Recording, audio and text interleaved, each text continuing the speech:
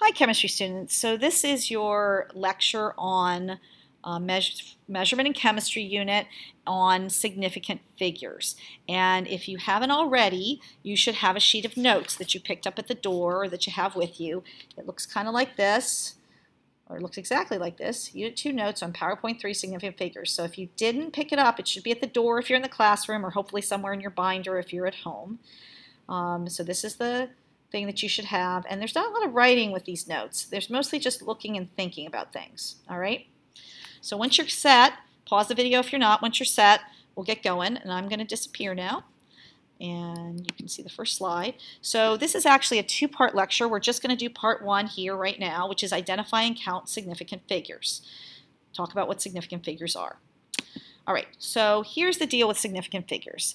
It deals with accuracy of our measuring device. How good is your measuring device?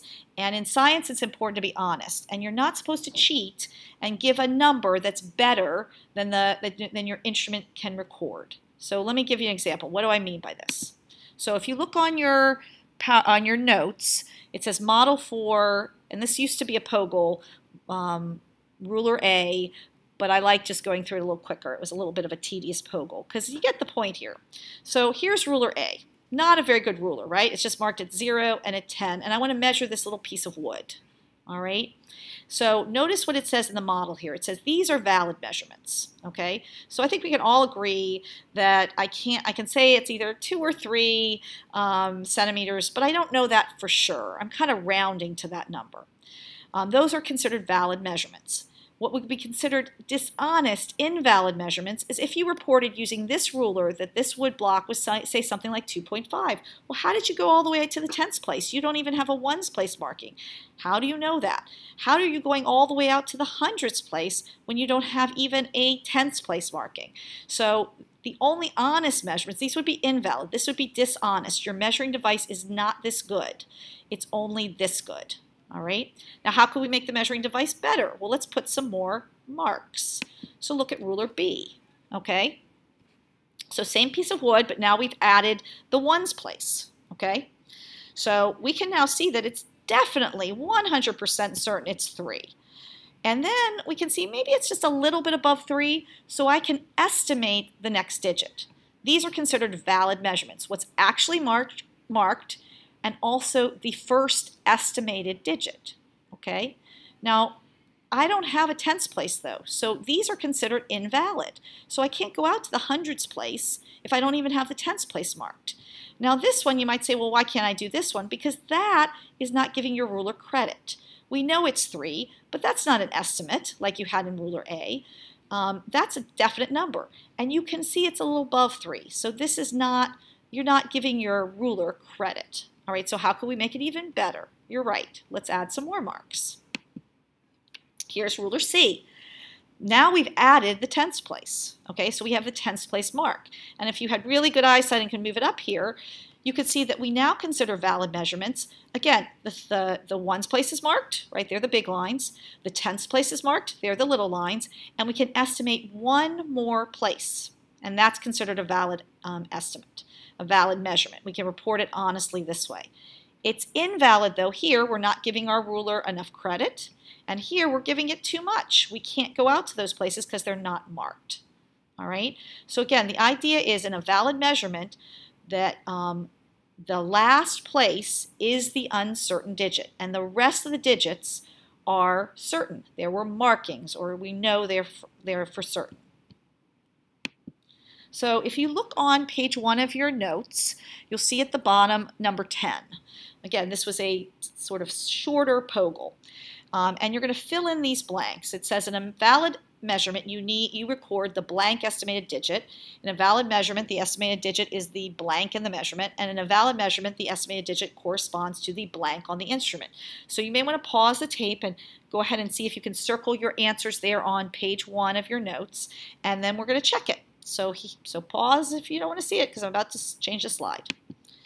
So in a valid measurement, one that we consider honest and valid, you record one and only one estimated digit. So one beyond the markings. In a valid measurement, the estimated digit is the last digit. That makes sense. And in a valid measurement, the estimated digit corresponds to the next place, so 1/10 of the smallest mark on the instrument. Okay, again, I want to emphasize why this is important. We want to be honest about our measuring device. So if we weigh something in our science experiment for a science fair project using this kitchen scale might only be accurate to the nearest gram. So we would not want to be reporting our weight as something out to the thousandths or the 10,000ths place, because that's not honest. Our scale isn't that good. On the other hand, if you're taking AP Chem, you have to use one of these. This is about a $2,000 scale. It could go out to the thousandths place, or actually this one goes out to the 10,000ths place. So we can then have our measurements out that far to those places, and we want to be honest about our measuring. Again, it's important to be honest when reporting a measurement so it does not appear to be more accurate than the measurement allows, than your measuring device allows. We report something called significant digits or significant figures. And let me explain with an example. And actually, all we're going to do for this presentation is once we have measurements, we have to literally count how many of the digits are significant. So a significant figure, a digit is considered significant. Any digit that is actually measured or estimated is considered significant. So let's go through this. So here's a line we're measuring on this ruler, and we're going to just ignore the millimeters down here. So we can see that our last marked spot is the ones place. So that is certain. It's actually measured. The tenths place is the estimated place. So we could honestly say that this is 3.2. We have one actual number and one estimated number in this particular measurement. All the actual numbers and one estimated number. So to count significant figures, you just literally count. I've got 1, 2 digits there, 2 significant figures in this particular measurement. So we're going to just practice. We're going to learn how to identify whether a digit in a measurement is significant or not, and then we're just going to count how many in the measurement there are. So again, the idea is you're counting all the actual digits, the ones that have marks, and the first estimated digit. So see if you get this. How would you honestly report the measurement of this little piece of wood based on your measuring apparatus? Now, your measuring apparatus is marked to the centimeter, okay? So that's the actual measurement. But remember, we can also estimate. So if you count these marks, you can see that this is 1, 2, 3, 4, 5, 6, 7, right? So it's 7. And we know that for certain, but we can estimate. So after the ones place comes the tenths place. Now you might think this is exactly 7, but no, we're rounding to something. It looks like it's 7. So if we're going to the tenths place, but we want to say it's 7, and at the tenths place, which of these measurements would you use to be honest about the length of this wood splint? Okay, remember the last digit is estimated. So is the 7 estimated? No, it's not. Is the 0.0 estimated? Yes, it is. All right. Now, we can't go beyond that. All right. For the actual measurement, 1 beyond. So the right answer for this would just be 7.0. Okay. Now, when you're using a scale, there's not like a line like you would have on a graduated cylinder or on a ruler. When you're using electronic scale, if you recall when we've used them before, this last digit, the 0, tends to fluctuate. So on a scale, we always consider the last digit the estimated digit anyway. So this would be the equivalent of 3 significant figures. 1, 2, 3. These are the 2 first actual ones that are measured. The last digit is the estimated. So this would have 1, 2, 3 significant figures. Okay, so if you turn the page, oh, you should have done that already because that's where the ruler was. If you turn the page in your notes to page 2, you'll see at the bottom it says Rules for Counting Significant Figures. Put a big star next to that. Put a double big star next to that. You need to know these rules.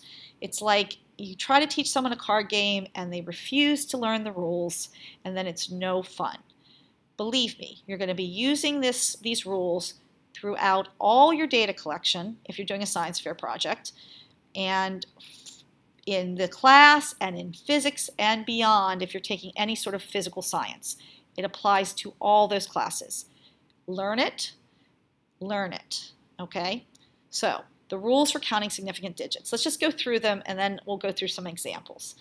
So if you see a measurement, and remember these have to be with measurements. This makes no sense if we're talking about just numbers. It has to be with a measurement like a gram or a kilogram. It says no, non-zero digits are always counted or always significant. Any zero between two significant digits are significant. They're called sandwich zeros. Placeholder zeros in front of a decimal are not significant. All right? And when there are final zeros in a measurement, the zeros are only significant if the number contains a decimal point. Finally, exact numbers, like counting numbers, like 4 apples. Remember, these significant digits are supposed to tell you how good your measuring device is. So exact numbers such as 4 apples, can you count apples pretty accurately? Is it, when you count 4 apples, is it like almost 4 apples? Or maybe a little bit over? Is it 4.1? Is it any sort of a rounded number? No, you could put 0.0 and infinity after that because you're such a good counter. So any exact numbers where they're not like units like grams or liters, and it's not on a measuring device, they're considered infinitely significant. Also, definitions of units, like 1 gram is 1,000 milligrams, these are our definitions, so they're considered infinitely significant. Okay, best way to do this is to look at some examples. All right, now I want you to think about the fact that the only time a digit isn't significant is possibly in 2 circumstances when there are zeros. Okay, so we're just going to have some examples here. They're at the bottom of the page. Really think about them. Look at them because I'm going to ask you to, on page 3, to do some examples. So if you have the measurement 1.33, those are all, this is rule 1, those are all non-zero numbers. 1, 2, 3 digits, 3 significant figures. All right, now here's a 0. You always have to be careful of zeros. But if you go back to the rules, you can see any zeros between 2 significant digits are significant. They're called sandwich zeros. So notice that this 0 is in between. It's like a sandwich. So we count it. So 1, 2, 3, 4. Okay. Now, here's the next one. You've got zeros again, all right? They're at the end of a number. Now, why did we put them there? Where's the estimated digit? It's the last 0 there, right? So we put it there to tell us that our measuring device was that good. If we omitted them and just put 21, then we'd say the measuring device was only good to the ones place. So it's important for bragging rights here to make sure that we include all these numbers. So again, if you look at the rules, you can see when there are final zeros in a measurement, the zeros are only significant if the number contains a decimal point. So in this case, it does contain a decimal point, and it's a final 0, and therefore these are all significant. All right, now this is where it gets a little tricky. Do you see these zeros up here in the front? They're called placeholders. Now this is a fabulous scale. It goes out to the thousands place, but we're only using the last 2 digits of this scale. All right, so even though, and we have to have these zeros here, or we have to write it as an exponent. And notice if we wrote it as an exponent, 2.1 times 10 to the negative 2, that these zeros would disappear. They're just holding a place. So this is one of 2 times when the zeros don't count. This is a great scale if we were measuring a gram or something like that, but it's not a great scale if we're measuring 0.021 of a gram. It only has 2 significant figures. Okay, now let's look at this one. Again, we have these placeholders, but how much of the scale are we actually using? Well, we're using 1, 2, 3. This is a final 0 with a decimal in the number. Okay? This is the estimated digit. That's what the last digit always is, and we want to make sure it's there. So this would have 3 significant zeros, or figures. Sorry, that's a little bit of a typo. So here's 2100, okay, kilograms. Now I want you to think about this. Where is the estimated digit in this number? Well, you say it's the last one, but we have to have these zeros to represent 2,100. So could the estimated digit possibly be the 1? Or could it be this 0? Or could it be this 0? It would be impossible to tell. So we need to just assume the worst. So again, if you go back to the rules, you see final zeros in a measurement. The zeros are only significant if the number contains a decimal point. And you can see that this number right here does not contain a decimal point, and so that's why we consider it just 2 significant figures. This one, on the other hand, okay, has a decimal point, all right, just like this one does. And so we do count these zeros. So this has 4 significant figures, okay?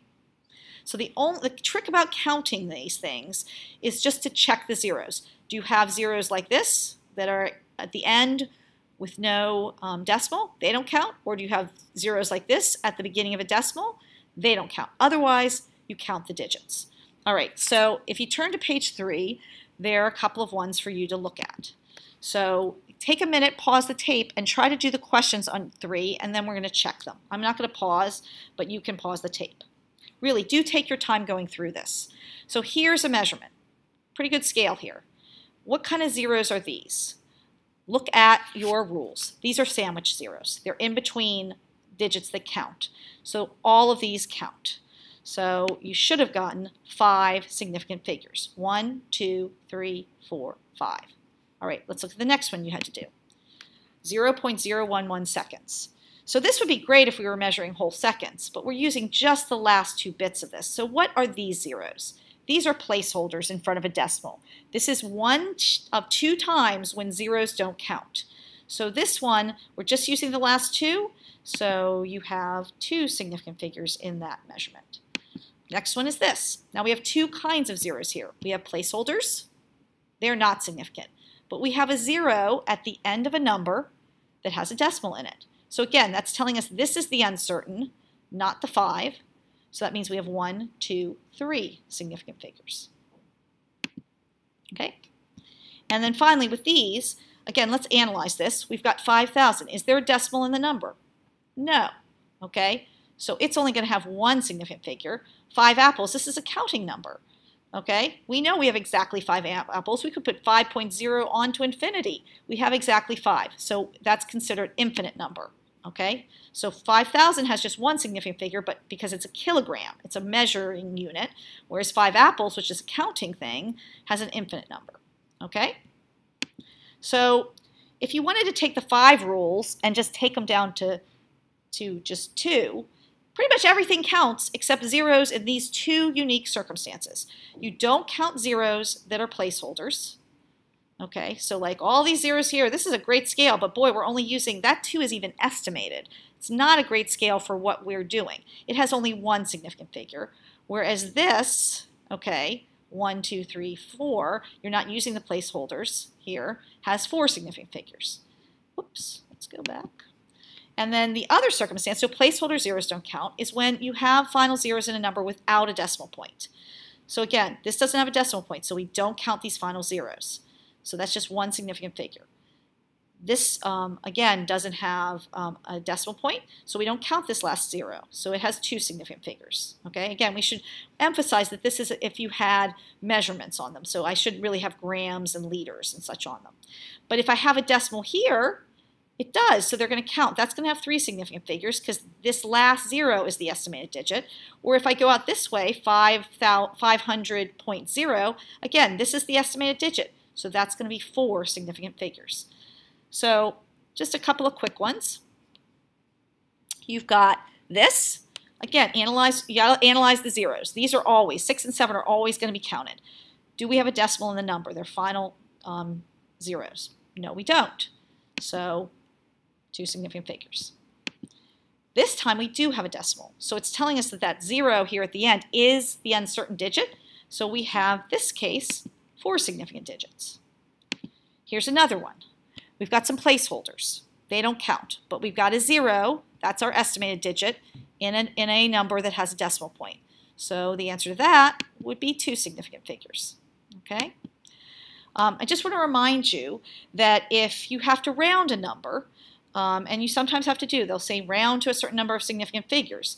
Remember that numbers greater than 5 will round up, numbers less than 5 round down, and that you just kind of drop the 4 or less. And numbers equal to 5, in our case, we're going to round up. All right? And so what I'd like you to do now is you finish with this little part of the presentation. We finished part 1, and in this learning module you will find a diagnostic quiz on significant figures.